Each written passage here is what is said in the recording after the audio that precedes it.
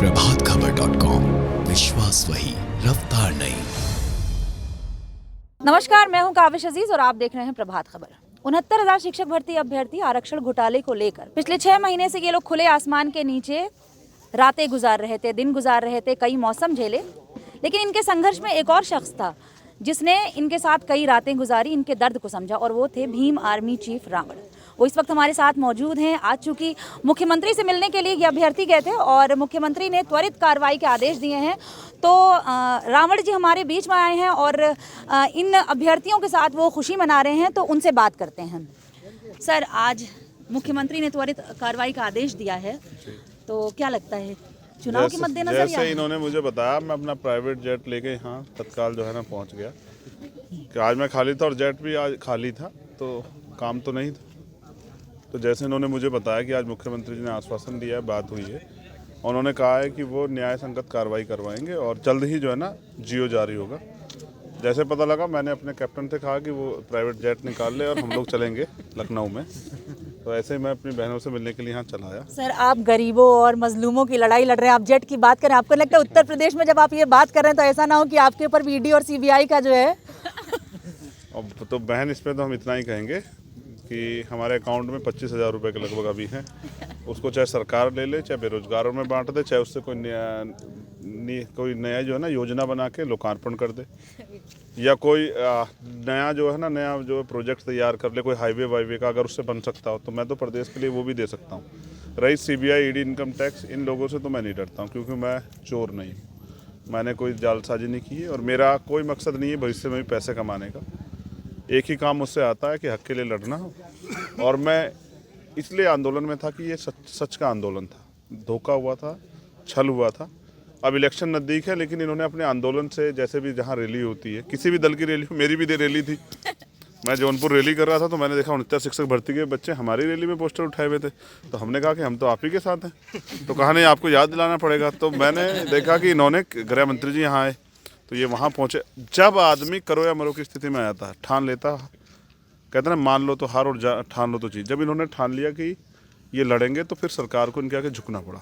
ये सरकार की नहीं, ये इनके आंदोलन संघर्ष की, और जो सहा इन्होंने इतने लंबे समय में, बहुत बड़ा समय होता है 188 दिन।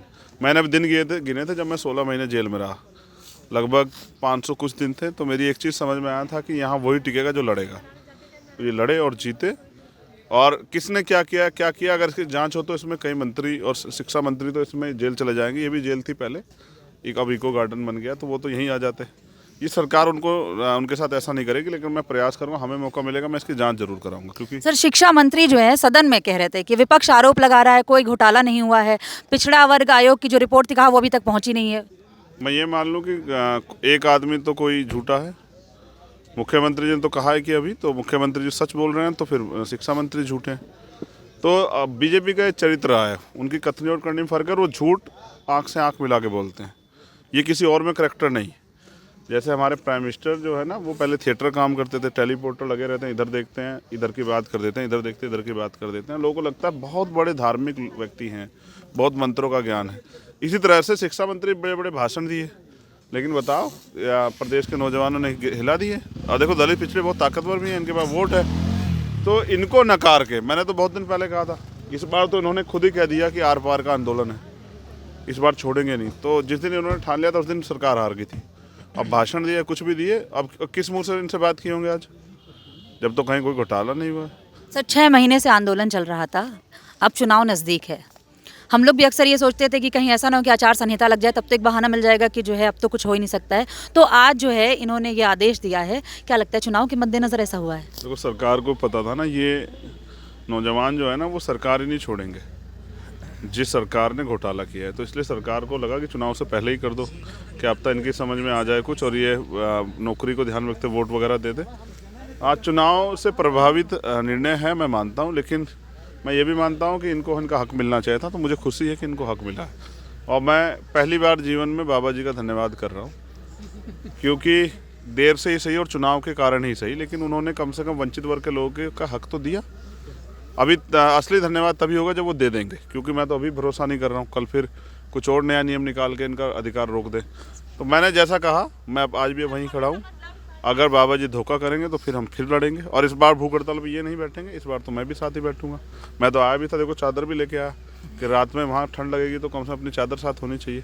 किसान परिवार से ना तो समझता हूँ, मगर ये है कि अच्छा लगा कि आज इनके आंसू जो हैं वो सूख गए हैं, इनके चेहरों पर मुस्कुराहट है, खुशी के आंसू रोए हैं।